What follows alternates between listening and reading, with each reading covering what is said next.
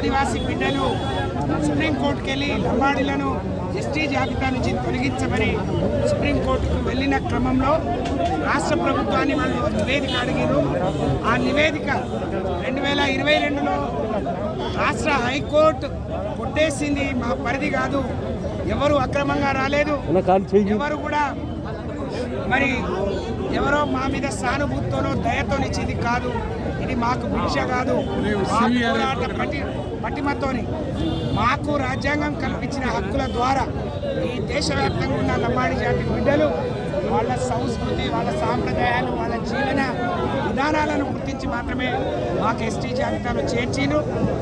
మరి ఇదే ఆ రోజు ఉమ్మడి రాష్ట్రంలో 56లో చేరిస్తే మాకు 76 వరకు 20 ఏళ్ళు మేము అన్యాయమైనాం, నష్టపోయినాం. అప్పుడు 20 ఏళ్ళు ఈ కాంగ్రెస్ ప్రభుత్వం అన్యాయం చేసింది. వచ్చిన రిజర్వేషన్ను ఉపయోగించుకోవడానికి కూడా మా బిడ్డలకు సరైన రీతిలో తెలివి లేక మేము నష్టపోయినాం. కానీ ఈరోజు 10% మేము అందరం కలిసి ఉంటే కేసీఆర్ గారి పుణ్యాన 10% రిజర్వేషన్ వచ్చింది. ఆ 10% ఉన్న మనం అందరం కలిసికట్టుగా అనుభవిద్దాం. కానీ 7% ఉన్న లంబాడీలు ఉండొద్దు, 3% ఉన్న మేమే అనుభవిస్తామంటే మనమెంతో ఎంత అనేది ఉంటుంది తప్ప మీ భుజాల మీద, అమాయకమైన ఆదివాసీ బిడ్డల భుజాల మీద కొంతమంది లంబాడి జాతికి ద్రోహం తలపెట్టిన వాళ్ళ మరి ఆదివాసీల ముసుగులో మాకు అన్యాయం చేయాలని పనిగట్టుకొని ప్రచారం చేస్తున్న వాళ్లకు ఈ వేదిక ఒక బుద్ధి చెప్పి సమాధానం చెప్పే విధంగా మేము ఈరోజు నిర్వహించుకున్నాం. మేము ప్రభుత్వాన్ని ఒకటే డిమాండ్ చేస్తూ ఉన్నాం. ఆ రోజు 2022లో కొట్టేసిన కారణం ఏందో అది సుప్రీంకోర్టు తెలియజెప్పండి.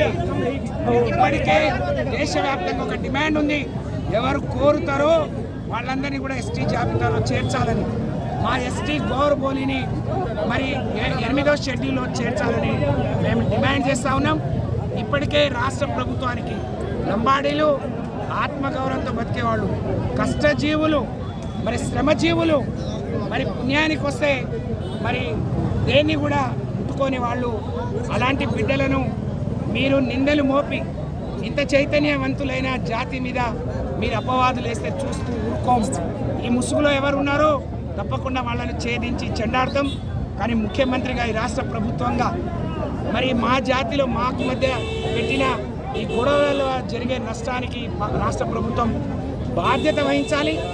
ఈరోజు సుప్రీంకోర్టు తలుపు తట్టిన మా సోదరులను, వాళ్ళు కాంగ్రెస్ పార్టీలో ఉన్నారు, మీ కాంగ్రెస్ పార్టీ చేయిస్తే మీరు జాతికి సమాధానం చెప్పండి, మీకు తెలియకుండా చేస్తే వాళ్ళని బహిష్కరించండి.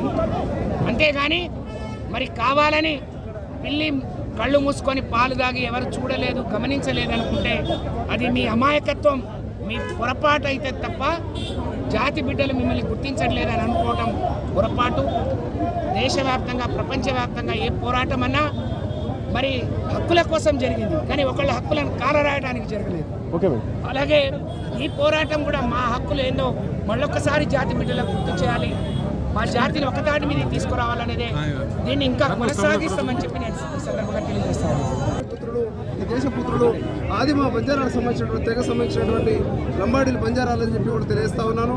అదేవిధంగా కొంతమంది ఏదైతే రాజకీయ ప్రయోజనాల కోసం చేస్తున్నటువంటి రాజకీయాలు ఏవైతే ఉన్నాయో అవి మానుకోవాలని ఇవాళ ఎస్టీ జాబితా నుంచి ఇవాళ లంబాడీని తొలగించారనేటువంటి ఏదైతే కుట్ర చేస్తూ ఉన్నారో దాన్ని తీవ్రంగా ఖండిస్తూ ఉన్నాం.